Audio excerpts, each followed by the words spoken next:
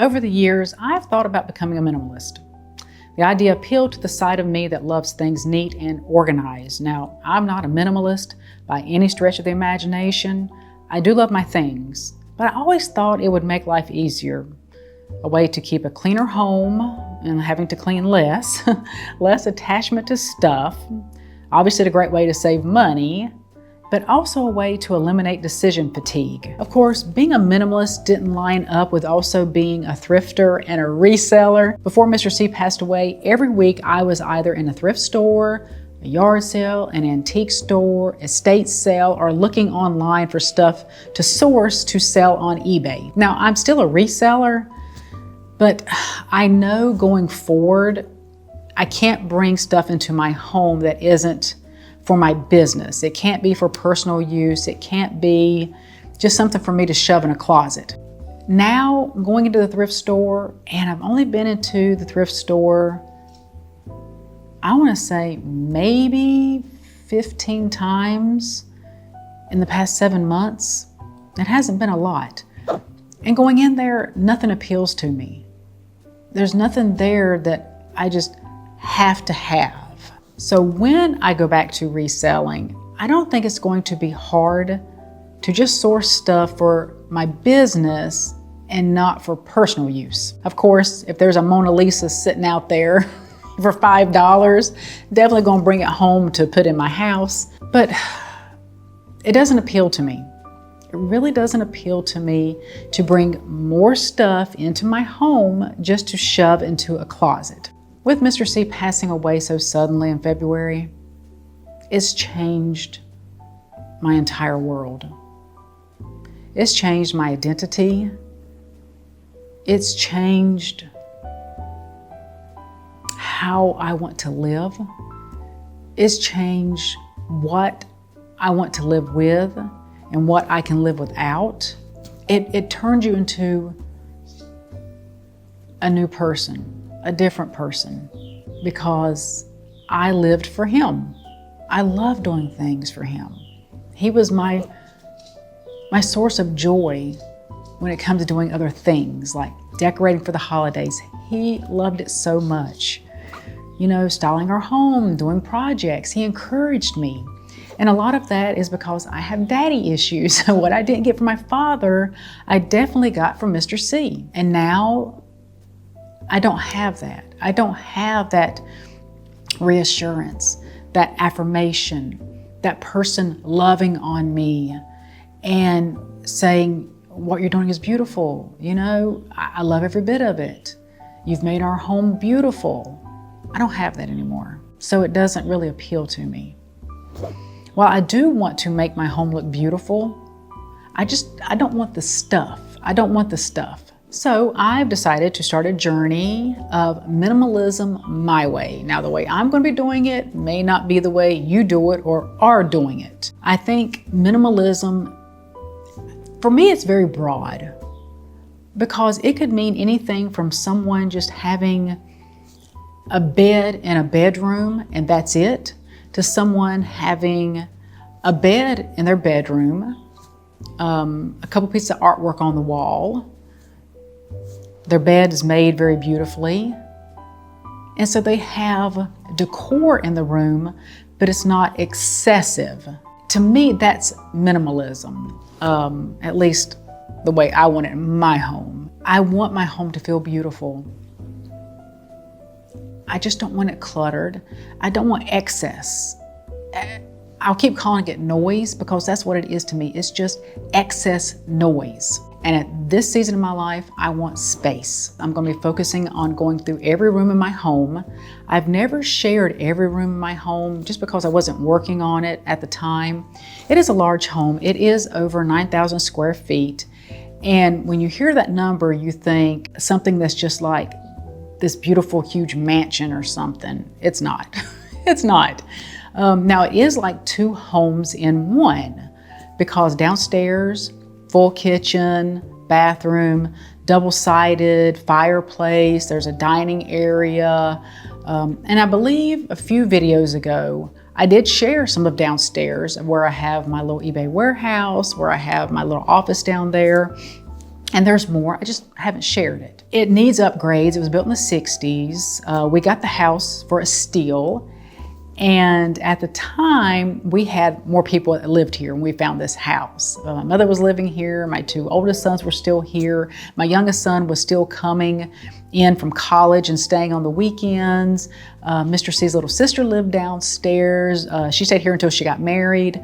His mom and dad, my mom, us. So it was a lot. So I'm working my way through it just to get the bones done, to do repairs, to add character. And I have so many supplies downstairs, so many building materials.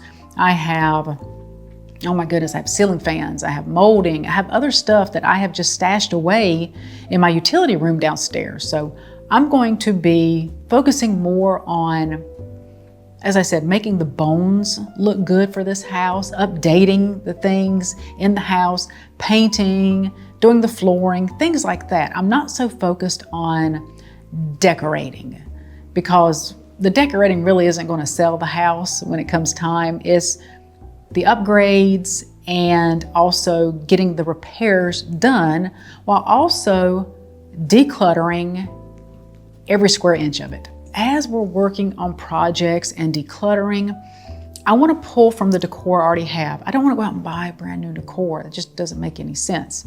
I'm going to use what I have, and in my mind, I have it like this. I want a place for everything and everything in its place, and I don't want excess. Once again, this is minimalism my way. But I am looking to get rid of at least 60% of what I own. I want space. I want a place where I can feel like there's no noise.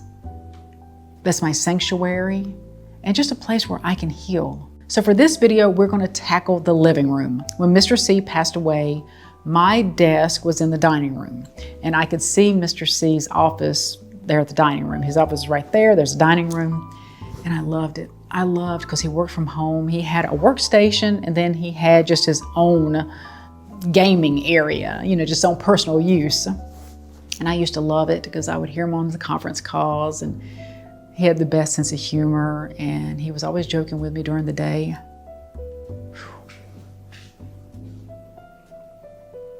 And when he died, I put my desk in his office because I wanted to feel closer to him. Well, that lasted a month. And then for about 3 months, I couldn't walk in his office. I couldn't go in there. It was so hard.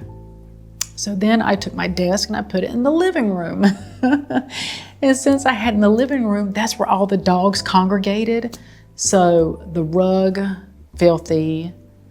Hank was rubbing up against the sofa. I've got to get that clean. And I just want it to feel open again.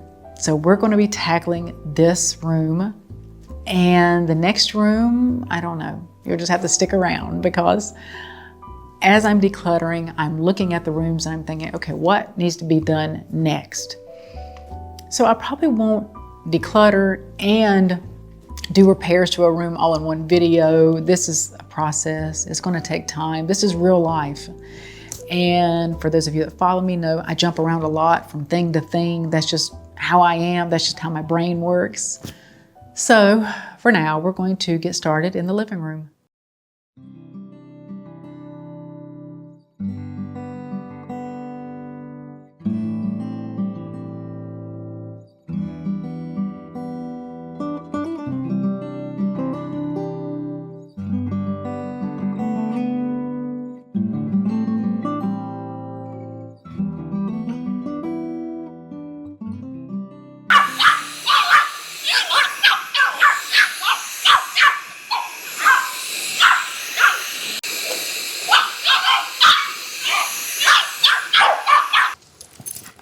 Baby, are you gonna help? Watch out, baby girl.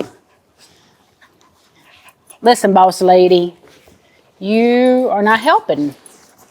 You are not helping one bit. Boss lady, you gotta move it. Watch out, booger. Beep beep. Beep beep. Beep beep. Beep beep.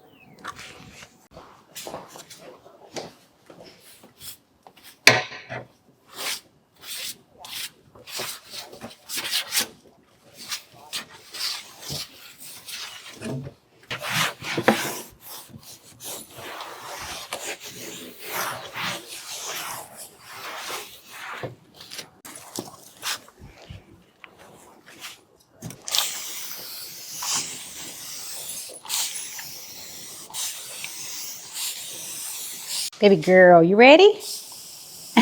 Can you get it? Get that water. Get that water. Yay! You're so silly.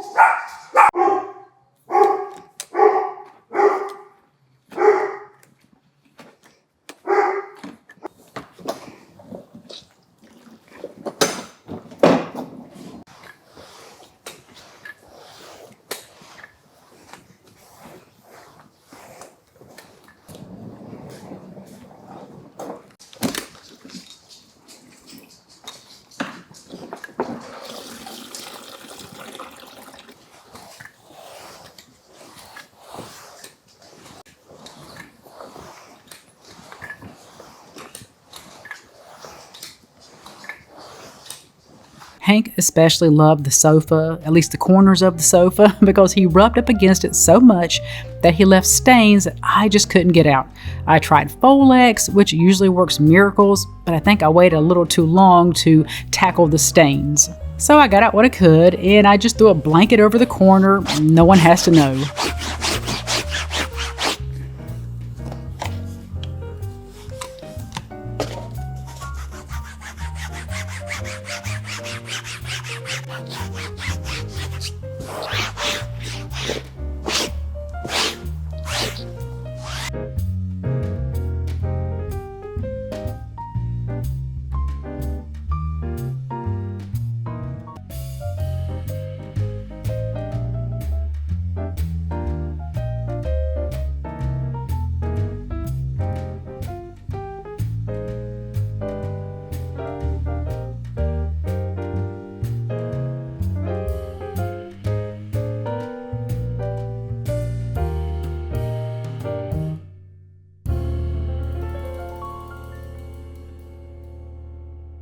I love these curtains. These came from the sponsor Veil. I think I did these in January, or was it last year? I honestly cannot remember. Either way, I love these. They are brown mixed with just a little bit of like eggplant. Oh, they're so gorgeous, and they're so heavy. They're so well made. Oh my goodness, I love these. And I had these made intentionally a little bit too wide for the windows in my bedroom, because I'm thinking to myself, and I like to try to think ahead, what if I get tired of them in there? Could I use them in other windows? And when I hung these, a lot of you mentioned to remove the styrofoam inside of the goblet pleats. And so I did. I don't think it's going to make a difference because inside of the goblet pleat is white. So you may still see a little bit of the white. I'm going to keep all the styrofoam just in case I feel like they're going to fall flat, but I'm going to get these hung. I am going to try to live without them for a while, but honestly, this was white, the inside was white. I don't think it's really going to matter, but okay, we'll keep them just in case. Are you supposed to be up on the sofa, Miss Scarlett? I don't think so. Get down. Mama doesn't need a helper. Okay, boss lady? Baby!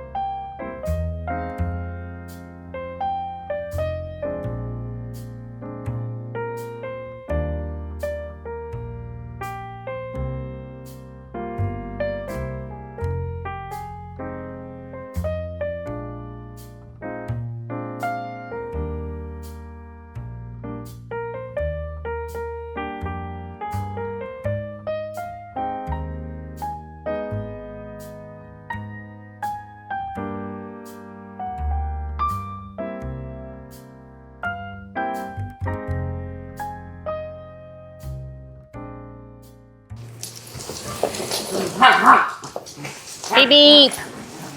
Beep, beep. Watch out, baby. Watch out, baby. I like the sofa this way, and I did remove the other one. I just didn't like it in here. I'll probably put it downstairs. And I don't want any end tables. I don't want a coffee table. I do not see myself entertaining large groups for a long time the way I used to. I did some grief spending a few months after Mr. C passed away, and I picked these up along with some new cushion covers. I didn't really like the gray that much. Yes, this was a grief purchase. These two chairs and the new cushion covers. I didn't do a lot of grief spending. I caught it very early because I recognized the signs from when I was taking care of my mother with dementia a few years ago, and that's what I turned to as an escape. And that's what I could see myself starting to do about 3 months after Mr. C passed away. It gave me a little hit of dopamine, made me feel good for a little bit because I just felt awful. I just felt horrible. Some of the stuff I sent back, clothing, shoes, I kept some of it. But these two were the biggest things I did. Well, no, I've also bought flooring. I'll save the flooring story for a future video because it's a long story.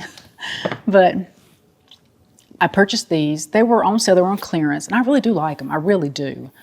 And the cushion covers, I didn't like the cushion covers that came with them. I do like them, but I did catch it very early. That's my go-to.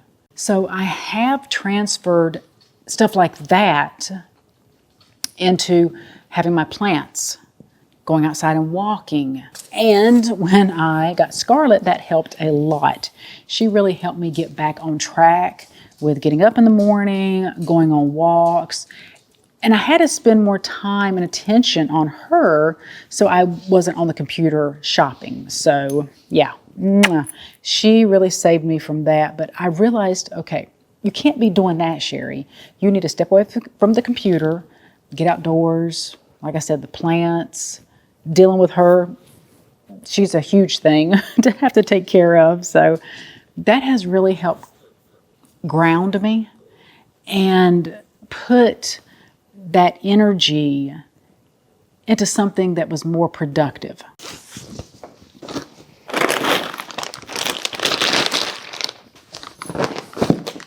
Miss Scarlett, I do not need you up here. Oh my goodness, you're not a very good listener, are you? Thank goodness you're cute.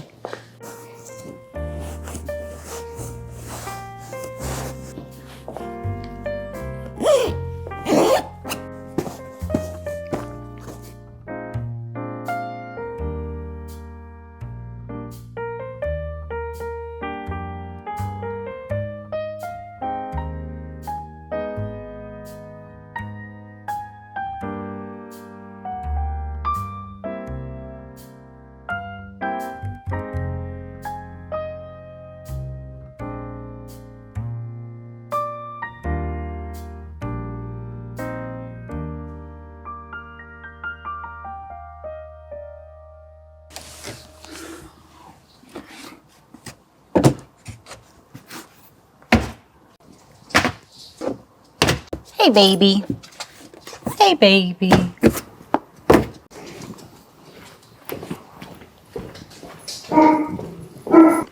Yep, this is what I do.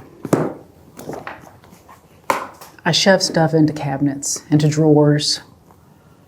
When I said at the beginning of this video, my goal is to get rid of stuff. But I go back to how I've always done things. And that's just to shove them away. Shove them away. And I thought, I'll put them in the built-ins. I'll check back in 3 months. Do it now, Sherry. Do it now. You're going to have to do it eventually. But this is how I've always done things. And what do they say that the definition of insanity is? Doing the same thing over and over, expecting a different result. All right, we're not going to do that. We're not going to do that. We're going to do the opposite of what I've done in the past and hopefully get rid of, what did I say, 60% of the stuff in my home? Oh gosh, it's going to be a struggle. I am not going to lie to you. It's going to be a struggle.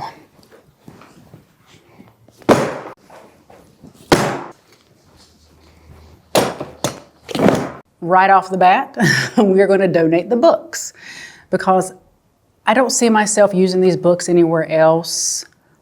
I like the built-ins with nothing on them or in them. It feels good. If no one else knows there's nothing inside those cabinets, I know. And it just feels good. So we're going to donate the books. The books at my thrift store are 49 cents, I believe. It's an odd number, 49 cents a book. Why keep these? Because I did a video styling those built-ins maybe 2 years ago, I think. Time flies. I found the majority of these in one day. So I'm not going to have any issue finding more if I need them. But our goal is not to style and decorate and go out and buy more stuff. It's to use it where we have. So I just don't see using these anytime soon. It's going to feel good to get these donated. There's also yearbooks here that are my son's. When I see them, they're going home with them. And I have a few little things here that I do want to keep. These Mr. C bought me, I think for my birthday last year. I think that's what it was. And he's so funny because it was my birthday. Now, I buy on Amazon all the time. Love Amazon. Mr. C knew this. And he told me, he said, go ahead and pick yourself something out on Amazon because it's your birthday. And he said, not like every other day isn't your birthday because I ordered from Amazon a lot. And I had to really cut back on that. But that's what he would tell me. Every day is your birthday, Sherry. And he loved doing things like that for me. They were not expensive. They're not really all that great, but I like the way they look. And I'm definitely going to keep these. And my blue and white vases I'm going to keep. Yeah, a few things here I do want to keep, but the books, they can go. Going through all of the books, I found one I think I need to read again, maybe 2 or 3 times. The Joy of Less. I read it one time a few years ago, I believe. Yeah, definitely something I need to read again and again and again. The Joy of Less, a minimalist guide to declutter, organize, and simplify. And that's what we're trying to do, guys. That's what we're trying to do. I packed up everything that belonged to my son so they can go through it the next time they visit. And I also took all the books and donation items straight to the thrift store that same day. Instead of letting things sit around for a few days, I've decided that from now on, the day I declutter will be the day I donate, so I don't have time to second guess myself. Honestly, letting go felt so incredible. That sense of freedom was so much better than the burden of holding on to the stuff.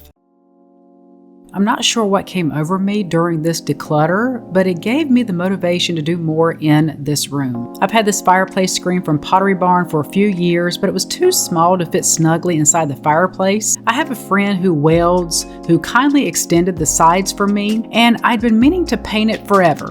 And today felt like the day. I had a couple of cans of gold spray paint, and after a few coats, it turned out beautifully. I couldn't get the same color variation on the outside of the screen, so I left the doors their original color and blended the colors as best I could to make it look cohesive.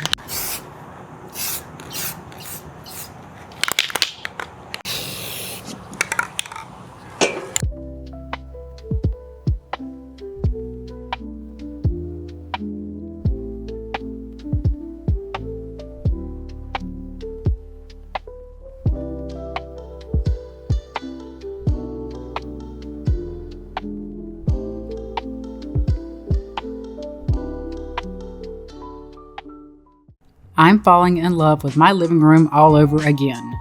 With less clutter and more space, it finally feels like a room that can breathe.